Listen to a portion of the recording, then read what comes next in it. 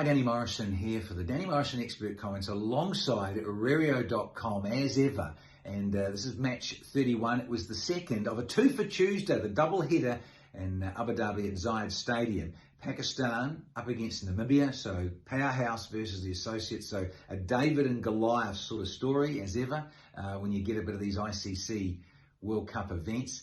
But we're at the Super 12 stage, and great story, Namibia, to get through. And remember, they beat Ireland to knock out Ireland, and now a test status country. So Namibia got over Ireland way back beginning of the tournament in Sharjah. Now, the scenario, yours truly, I was up there at the coin toss with Bubba and Erasmus, and the toss went the way of Bubba Erasmus. So he said, look, let's do something different. Let's bat first, because it's not all about bowling. And of course, you've got to learn to do something else in tournament play, because you may not have a choice and the toss may not go your way.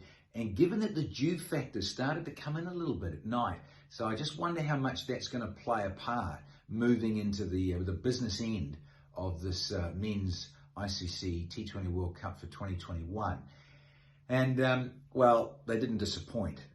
These two, Mohammad Rizwan and Babar Azam, unchanged side, understandably, for Pakistan. A couple of changes for Namibia. In came Ben Sekongo, quick bowler, so good for him. And Stephen Barr, more of a top-order batsman, opening batsman, in the top three. So those two got an opportunity for Namibia.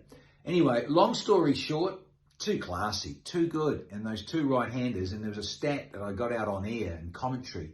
They've now opened the T20 Internationals, Rizwan and Bubba, 19 times. And on 8 occasions, including last night, 8 occasions, they've gone past the half-century opening stand. So super consistent and know each other so well. The communication, all of that sort of thing, knowing how to take cheeky singles and rotate the strikes so well. Bubba got 70, great workout for him, 49, and that's what you want. Keep ticking, keep moving, this time batting first and going up front and setting a total.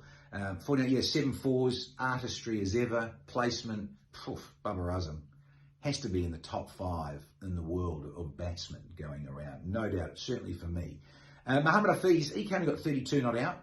Had a good time at the crease, 16 balls, 5 fours and what have you. But Mohammad Rizwan, Mr. 362, he's taken over, hasn't he? Taken over from AB de Villiers with all the little scoops, uppercuts, boom, bang, dabs, and his lovely fast hands and fast feet make him another challenge, a bit like Josh Buttler for England. Those guys with quick feet to get down there and the confidence to go big over the top.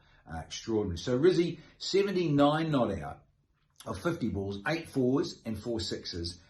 He showed his class and enjoyed his time out in the middle, no doubt. Bowling, you know, another learning curve, young Ruben Trumpelman.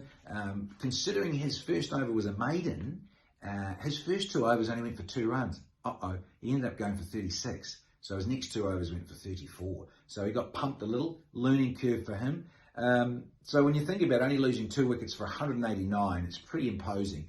And frustratingly, I think, for Gerhard Erasmus and the team of Namibia, their fielding wasn't quite as sharp, bit of misfielding, you know, drop catch here and there, and it just wasn't quite up to mark. Where associates, that's what they pride themselves on, fielding super well when you're playing against tougher, more renowned opposition, and it just wasn't to be, unfortunately, there in match 31. So you look at it, Visa, one of the old heads and the standout who's, of course, played in the past for South Africa, he got 1 for 30.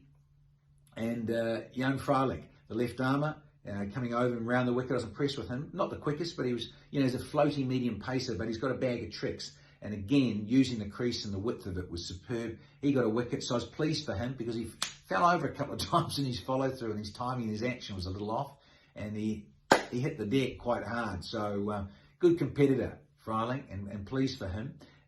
So in the end, 189 for 2, substantial, given that the pitch was just doing enough and going around for the quick men, and the spinners could sometimes get a little bit of purchase and a little bit of indifferent bounce. So Namibia, 144 for 5 is what they got to in 20 overs. And so, you know, time in the middle and just enjoying the occasion was what a lot of it was about for Namibia. Craig Williams, he got 40. You know, in the end, he hung in there and he showed a bit of temperament and has certainly got the wares, I think, to keep playing and doing well at this level. 5 fours and a 6. as I say, 40 of 37. And then you had Stephen Barty ran himself out a bit. Well, they thought there was 2 and he couldn't, and he was run out. He got a run of ball 29. But David Wiese, as I say, the David Grohl from the Foo Fighters lookalike, he ended up having 43 not out. Lovely time in the middle. And up against the Pakistanis who he plays against in the Pakistan Super League. So when you look at that, it was a nice clash and contest for guys against each other. And Wiese, 43 not out. So he had a nice couple of sixes and entertained a little bit when he could. The bowling, well, quality workout for them. Hassan Ali, nice to see him get a bit of rhythm. He got a wicket. He got 1 for 22 and had a 4-over workout. Harish Ralph, 1 for 25 in his little workout of 4. Muhammad, you saw a bit of Imad Wasim. He got a bowl and even an over from Muhammad Hafiz. But the man of the match, no surprises, had to be Muhammad Rizwan for that wonderful performance of 79 not out. He took out the little trophy and Pakistan took out the win.